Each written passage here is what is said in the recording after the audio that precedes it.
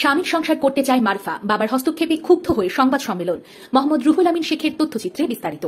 নওগাঁর নিয়ামতপুর উপজেলার রসুলপুর ইউনিয়নের আক্কেলপুর গ্রামের রমজান আলীর ছেলে ইমাম হোসেন ও চাঁপাইনবাবগঞ্জ জেলার নাচল উপজেলার সোনাইচন্ডী গ্রামের হোসেন আলী মাস্টারের মেয়ে মোসাম্মদ মারুফা খাতুন গত 6 জুন 2025 তারিখে পারস্পরিক সম্মতি ও পছন্দ অনুযায়ী বিবাহ বন্ধনে আবদ্ধ হন। তবে বিয়ের পর থেকেই মারুফার পরিবার এই বিয়ে মেনে নিতে অস্বীকৃতি জানায়। এক পর্যায়ে মারুফার বাবা মা তাকে জোরপূর্বক স্বামীর বাড়ি থেকে তুলে নিয়ে গিয়ে নিজ বাড়িতে আটকে রাখে এবং মানসিক ও শারীরিকভাবে নির্যাতন করে বলে অভিযোগ করেন মারুফা। আমার নাম মোসাম্মদ মারুফা খাতুন।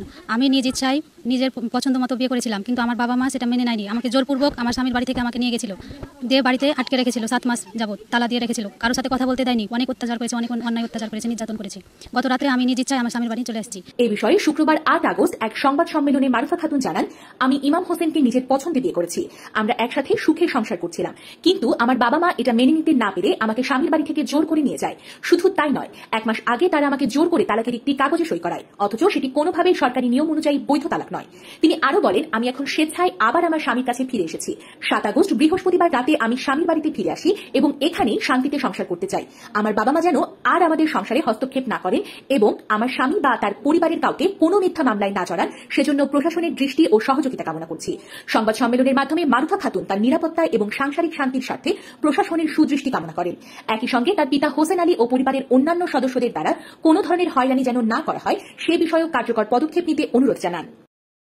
গত রাত্রে আমি নিজ ইচ্ছায় আমার স্বামীর বাড়ি চলে এসেছি। তালাক করিয়েছিল, কিন্তু জোরপূর্বক আমাকে অনেক অত্যাচার করার পরে তালাকের কাগজে সই করিয়েছিল, একটা কাগজে। সরকারি অনুযায়ী আমাদের তালাক হয়নি। এই অনুযায়ী এই দাবিতে আমি আমার স্বামীর কাছে চলে এসেছি গত রাত্রে। আমি মোহাম্মদ ইমাম হোসেন, আমি মারুফার স্বামী। আমাদের বিয়ে হয় 10 ডিসেম্বর এবং পরবর্তীতে আমাদের বিয়েটা রেজিস্ট্রি করার পরে তার পরিবার আমাদেরকে মেনে না নেওয়ার কারণে আমার পরিবারের উপরে তার পরিবার, মারুফার পরিবার অত্যাচার করে এবং তাকে আমার কাছ থেকে ছিনিয়ে নিয়ে যায় এক পর্যায়ে, এবং পরবর্তীতে তাকে জোরপূর্বক আমাকে তালাক করায়। কিন্তু মারুফা তালাকের 1 মাস পরে আমার কাছে গত রাত্রে হঠাৎ করে 1:30টার দিকে আমার বাড়িতে আসে এবং স্বামীর দাবিতে সে আমার বাড়িতে অনশন করে। আমিও চাই আমি মারুফাকে নিয়ে, যেহেতু আমাদের তালাক হয়নি, সেহেতু স্বামী সংসার হিসেবে আমি তাকে নিয়ে সংসার করতে চাই। আমি পার্বতীপুর ইউনিয়নের মেম্বার 7, 8, 9। আমি ডেলিভারি করতে এসেছি সকালবেলা, শুনলাম যে মারুফা চলে আসছে এখানে। তো মারুফার এখানে আসলাম, এসে বললাম মারুফাকে যে মারুফা তুমি চলে এসছো, তোমার আব্বা এদিকে অজ্ঞান হয়ে গেছে, তোমার আব্বা যেহেতু মেনে নিবে না, চলো।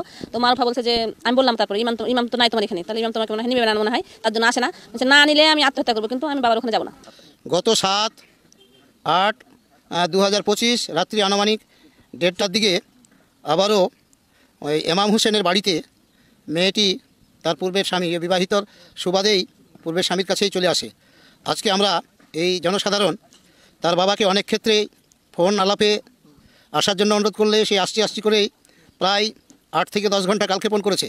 আজকে আমরা সাংবাদিক সম্মেলনের মাধ্যমে জানাতে চাচ্ছি যে আসলে উভয়কে ভালোবেসেই তারা বিবাহবন্ধনে আবদ্ধ হয়েছে এবং তারা পূর্ণাঙ্গ বয়স্ক এবং বয়সপ্রাপ্ত বিধায় আর তাদের সাংসারিক জীবন কল্যাণময় হোক, এটাই আমরা এলাকার জনসাধারণ কামনা করছি। আমি মোহাম্মদ হারুন রশিদ, 5 নম্বর রসুলপুর ইউনিয়ন ইউপি সদস্য 3 নম্বর ওয়ার্ড। মেয়ের বক্তব্য হলো যে আমি বিয়ে করেছি, আমি স্বামীর সাথে সংসার করতে চাই, আমি স্বামীর বাড়িতে আসছি, আমি এখানেই থাকবো। মেয়েকে আমি বুঝিয়েছি তোমার পরিবার আছে, অভিভাবক আছে, তাদের কাছে চলে যাও। তারা বলেছে না, আমি যাবো না, আমি ইমামের সাথে আমার বিয়ে হয়েছে, ইমামের বাড়িতে আমি থাকবো।